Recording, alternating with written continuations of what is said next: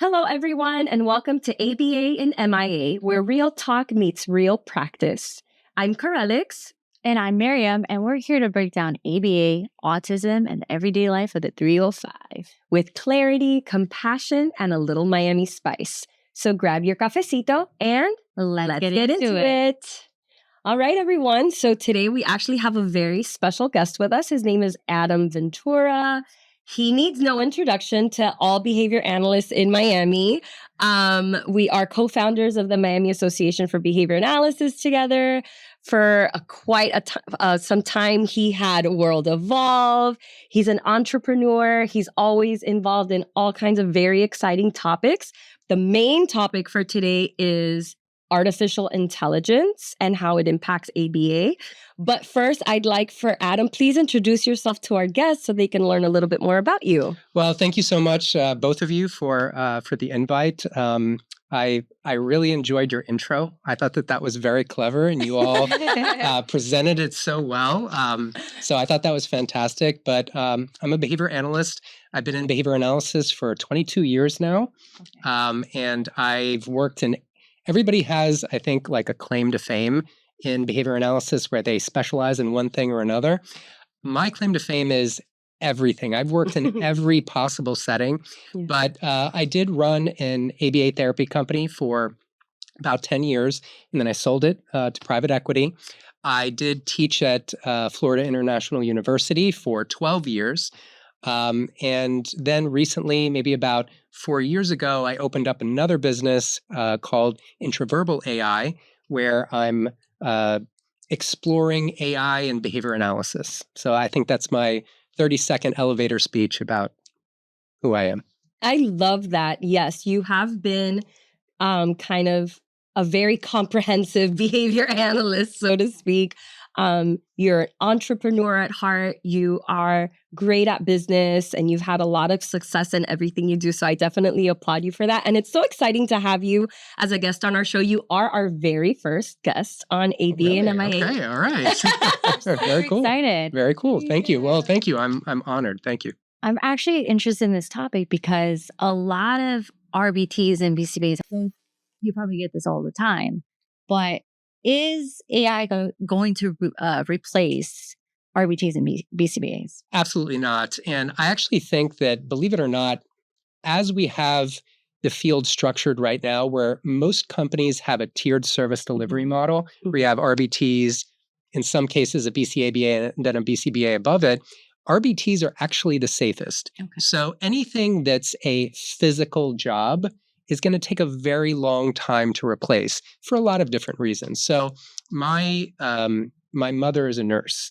And if you ever get sick and you go to the hospital, you don't want a robot assuring you that you're going to feel better. Yeah. You want a human being coming over that can put their hand on your shoulder and tell you, hey, everything is going to be okay. I think that's number one. Number two, the people that are actually the implementers. And I know in other states like California, they call them something different. They're behavior consultants or behavior therapists or something like that, but it's kind of that frontline worker. Our field, ABA, you can't get much more human than what we do in ABA. So in ABA, the way that I see it, you need human beings to work with other human beings to help them be better human beings. And that's a huge part of what we do. We work on social skills all the time, communication skills, behavior reduction issues, but all of it involves learning the nuances of interacting with other people. And you just can't do that. There's too many different micro behaviors. There's facial expressions. There's mannerisms that you only pick up on when you're in person with someone. Just like doing this podcast is very different when we're doing it in person versus doing it online. Does that make sense? Yeah. And I feel like the biggest fear for parents they have is they don't want their kids to sound robotic. Sure. And so that's why they're kind of skeptical about ABA. Is my kid going to be robotic? So especially with AI and a robot interacting with that child, they're going to learn that way with the facial cues and sound robotic. And it's reinforcing for them because they get that social interaction. So they don't know how to like actually have a typical conversation with like a human. So it's definitely so important to have human interaction. Yeah, 100%. And I think it's not just about the vocal communication, but it's the physically interacting with your environment, being able. So my son, we were just talking about kids before we got on, and my son turns 2 in a month. Okay. And when he plays with other kids right now, he does what's called parallel play, where he'll just kind of go around. Sometimes he'll interact with the other kids, but him and the other child will just kind of work towards the same goal in person. And that's critical. That's a huge part of what we do. That would be part of a reauthorization report, if any of these kids were receiving services. So it's not just about, I think, the vocal communication piece, but also just being in the same space at the same time. And just robots and software can't do that in the same way. I think that's a good point you make. However, I'm going to have to play a little bit of a devil's advocate here. Nobody quote me because I don't know the exact statistics or anything like that. But I have heard, because I know you were talking about your mom being a nurse and people not wanting a robot to come care for them. I don't know if you guys have heard, but I've heard that there is a hospital in China that is 100% AI run, like no human doctors or nurses. And they apparently have like very low mortality rates, very low cases of medical malpractice, and very strong success rates for their patients. And this is a medical hospital. And so if this is in fact the case, right, we need to look into this further. What do you think you could say again? Because this is human care. Mm-hmm. This is also human care. Now, it might be specialized surgeries and things like that that are done by robots. But I don't know. Sometimes people are just interested in results. Maybe parents are just interested in results. And if maybe that's an argument that someone could potentially make. Like, hey, I don't care whether it's a human or a robot. I just want results. What do you think about that? I've heard some of those stories as well about different things that they're doing in China. I'm never sure which ones to believe and which ones not to, but let's, for sake of discussion, let's assume that that's true. I still think that there's a lot of value in a human being being involved. And something that I like to say, and I've been saying it for the past couple of years publicly, is that AI and ABA shouldn't mean artificial intelligence, should mean augmented intelligence. So we're making what the behavior analyst, and when I say behavior analyst, I'm including BCBAs all the way down to RBTs, what they're doing better. So we're making them better at their job. Ultimately, moving forward in the future, I'll say this. I think 20, 30 years from now, every professional human being in the world will have a similar job description, especially knowledge workers. We're all going to be prompt engineers. And a prompt engineer is just somebody that puts instructions into these AI systems. And from a behavior analytic perspective, you can kind of break that down into 2 different skill sets, pinpointing and man training, basically. Now, the reason I'm bringing that up is someone still has to tell these systems what to do. So they're very smart, but we have a phrase in software development that gets tossed around a lot, which is garbage in, garbage out. So if you ask a silly question of these systems, you're going to get a silly answer. So, and the same goes for the type of care that you want. And I think people in general, especially talk to young people. Like I taught at university for years, so did you. We taught at the same university. Yeah. And if you ask a young person, a 20-year-old, what do you want? They're never going to know, So people tend to be bad at knowing what they want and asking for what they want, which is man training and pinpointing. So I think the human being involved is great at providing their wisdom and experience and helping them request what they want from these systems. Does that make sense? Yeah, it does. Especially like human interaction, like what you were saying with the man being like an actual RBT would be like, okay, he's moving towards that way. I know he wants something over there and I'm going to contrive opportunities. Versus robot, be like, oh, okay, he's just turning that way. He's maybe off task. Maybe I was prompted to think that way. So it's a lot of outside thinking the box too that a robot can't do because they're not prompted in that sense if you code them that way. So yeah, I think it's just pretty difficult to go from there. But other than that, I've been using AI with my behavior intervention plans. So it definitely takes a lot of time writing those reports, doing them for authorization. So like it does make a huge difference for burnouts. So what do you say about using AI with documentation? Yeah, so that's a huge part of what we do. And this is going to be my one shameless plug for the podcast. So at Intraverbal AI, we wanted to develop behavior analysis tools. We wanted to stay away from billing and scheduling and that sort of thing. I went to school, like we all did, for psychology and behavior analysis, not for billing codes. So we focus on, making the documentation easier. And one of the things that we do is we make initial assessments and reassessments easier. And we actually did some research and we got some interesting data. So we surveyed about 350 behavior analysts about 2 years ago. And on average, behavior analysts get approved from the payer, insurance company or Medicaid, 8 to 10 hours to do either an initial assessment or a reassessment. You're already shaking your head, so you know where I'm going with this. Then we ask them, on average, how long does it take for you to actually do a proper assessment? And they said about 18 to 20 hours. So there's a delta of like 10 hours.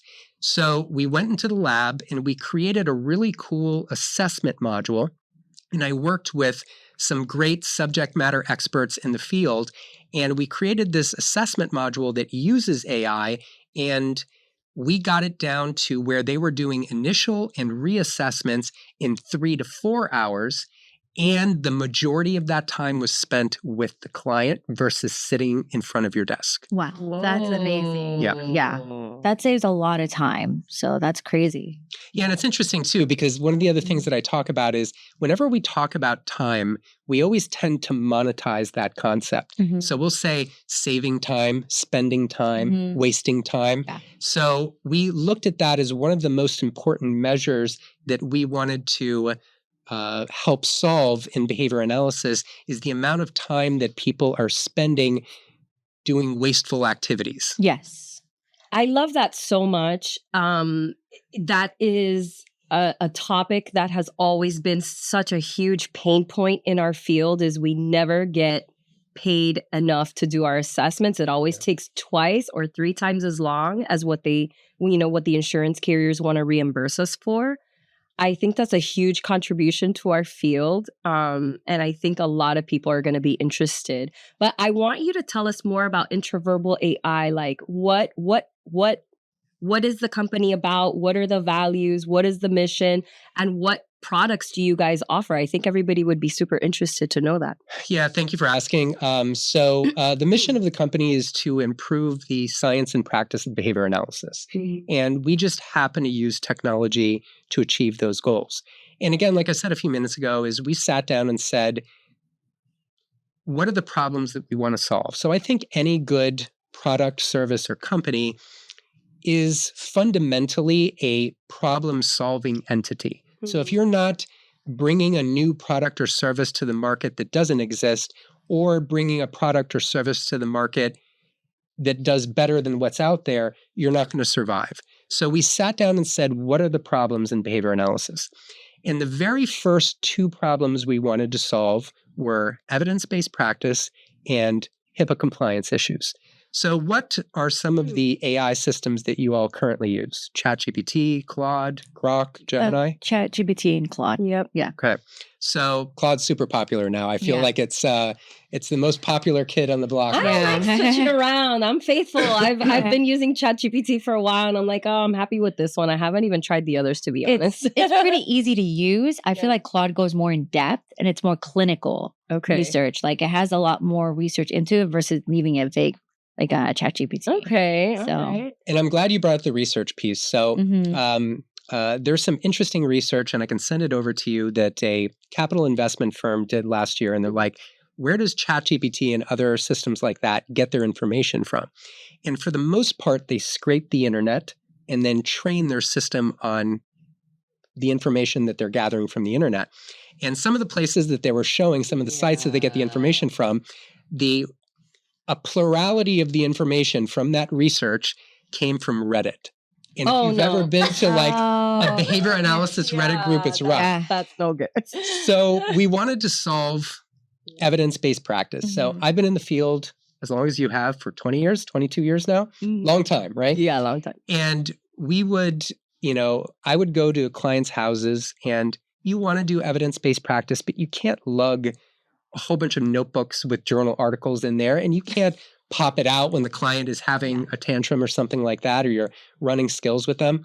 So we wanted to solve this problem of AI using the internet and not having access to the journal articles or to the literature. Okay. So we set up licensure agreements with a variety of different academic publishers that house our journal articles and books. So our system, when you ask our chat tool questions, instead of searching scraped internet, Reddit, you have to see some of the other sites like Walmart and TripAdvisor, and I'll send you all the research. It's hysterical. But instead of searching those, our system searches through the ABA literature to give you a behavior analysis answer. So that was one big thing that we wanted to solve. The next one is the rule that everyone's giving right now for their practitioners at a company is you can use ChatGPT and Claude, but you can't enter client information in there because you have to protect PHI, right? Yeah. So we developed a special AI model on the back end of our system that when you ask a question of the system, it redacts and de-identifies all of the PHI out of it. It creates like what we call a virtual container, and it strips out all of the PHI, and then it processes it through AI and then re-identifies the PHI. All of this happens in the span of like 3 seconds. Yeah. So it does it super quick. You ask a question, it removes the information, processes it, puts it back in, and then gives you the answer like it never left. So it's a really good experience, and practitioners can upload client documentation in there. They can put their clients' names in there and say, hey, do you remember working with Mariam or Karelix? And the system will remember their names and remember details about them without jeopardizing that PHI. Oh, because that was one question I actually wanted to ask, was the ethical concerns, but you pretty much answered it. So that's pretty good. Yeah. Yeah. And another, so we've taken a lot of measures to make sure that we're doing this right. And one of the other things that we do is we don't train our system on user data. Okay. So we get a sense for what people are asking and understand that, but we don't actually train AI models with client data, which was a big request of a lot of people as well, because all of those other really big systems take that data and use it to make their systems smarter. And, that's something that people should consent to before you do it. Oh my goodness, absolutely. PHI and HIPAA compliance in general is something that can be very dangerous, very costly for business owners, and obviously, for the families whose private health information might be put at risk. So I really love that you guys are leading ethically. I think it sounds very revolutionary, honestly. I think it can definitely take our field by storm. I can see how there's a huge need, especially for newly board certified BCBAs who sometimes lack that confidence. And, the board actually recently changed the guidelines that if you're newly certified, you have to practice under the direction of another BCBA who has at least 5 years of experience, et cetera, et cetera. And so I think for newly certified clinicians who sometimes go straight from being RBT to BCBA without anything in between. I know you mentioned earlier, sometimes there's a BCABA in between, but sometimes there isn't just because the funding source just doesn't allow for it. That structure isn't there fiscally. And so I think that would be amazing. And especially even for someone like me, for example, if I decide to take on a case clinically, because I've been a company owner for quite some time now, but, I maybe have been disconnected from the research for a little bit because I've been busy in the world of entrepreneurship. And don't necessarily, and I'm a mom now, right? And I don't necessarily have the time to sit and read journal articles for hours and hours and hours and hours and highlight and make notes for myself. And so using augmented intelligence, I love that term. I love it because it's just like how we use augmentative communication devices for our kiddos. It's like augmentative intelligence for behavior analysts. I really love that, Adam. And I want to thank you for, for bringing something so valuable to a field that I think is very much needed, right, Mariam? Especially a BCBA is actually prompting AI versus someone else. Because if it's someone else, the information is not just going to go out there correctly. And then especially the ethical concerns that we kind of discussed. I think it's pretty awesome too, because I feel like I spent a lot of time modeling and training these RBTs, but then I don't have time for my supervision stuff. So then I have to save that work for home. So it just overwhelms me. But now that we have the AI and the resources that we have, we can utilize that and have more training and effective supervision versus I'm going to just look at the data today. I cannot help you maybe for 30 minutes and then that RBT doesn't feel supported.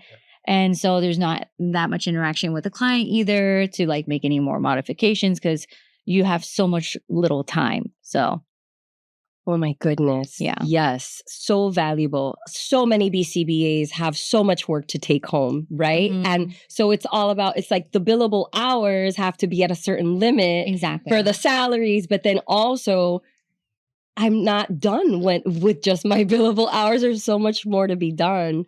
And so I think a tool like this might be really beneficial all around.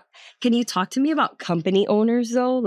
Is there anything that that you guys do? So for example, I find myself using a lot of AI for HR matters.